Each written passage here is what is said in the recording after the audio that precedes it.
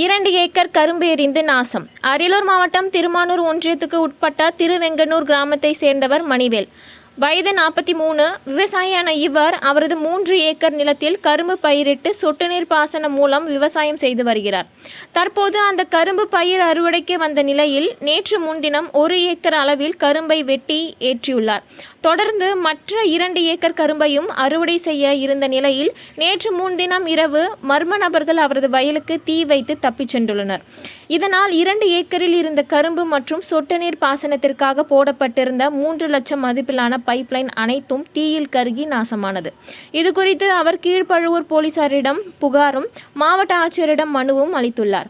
இதுகுறித்து மணிவேல் கூறுகையில், விவசாயத்தை வைத்து பிழைப்பு நடத்தி வருவதாகவும் இதனால் பெரும் நஷ்டம் ஏற்பட்டு கடனை அடைக்க முடியாமல் இருப்பதாகவும் இதற்கு அரசு ஏதேனும் உதவி செய்யவும் வயலுக்கு தீ வைத்த மர்ம நபர்கள் மீது நடவடிக்கை எடுக்க வேண்டியும் கோரிக்கை வைத்துள்ளார். TN செய்திகளுக்காக அரியலூர் மாவட்ட செய்தியாளர் SP ரவிச்சந்திரன். அரியலூர் மாவட்டம் திருமானூர் ஊராட்சி திருவெங்கனூர் கிராமம் பாச்சாநகர் கீழக்குளத்தூரை சேர்ந்த பாச்சாநகர் என்கிற இடத்தில் நான் நிலம் வாங்கி கொண்டிருந்தேன். அந்த இடத்திலிருந்து நான் 2-3 ஆண்டு காலமாக 2020 வாங்கி 2020 இந்த ஆண்டு தான் நான் கொள்ளை சீர்திருத்தம் பண்ணவே ஒரு 10 லட்சம் ஆகிவிட்டது. 10 லட்சம் செலவு பண்ணியும் பைப்லைனும் மோட்டார் செட்டு எல்லாம் தக்கலில் பணம் கட்டி 3 லட்சம் கட்டி தக்கலில் பணம் கட்டி வாங்கியிருந்தேன் சார். வாங்கி இந்த மாதிரி கரும்பு இந்த வருஷம் தான் கரும்பு போட்டு வெட்டுறதுக்கு ஏற்பாடு பண்ணி இப்போ வெட்டிக்கிட்டு இருந்த நேரத்தில் என் கொள்ளைய 2 ஏக்கர் நிலத்தை யாருன்னு தெரியலங்க. எங்களுடைய பக்கத்தில் நமக்கு நிறைய பேர் எழுதியிருக்காங்க. அவங்க யார் செஞ்சால் எவர் செஞ்சால் நாங்கள் பார்க்கலங்க. நாங்கள் இருக்கிறது 20 கிலோமீட்டரில் இருக்கோம்.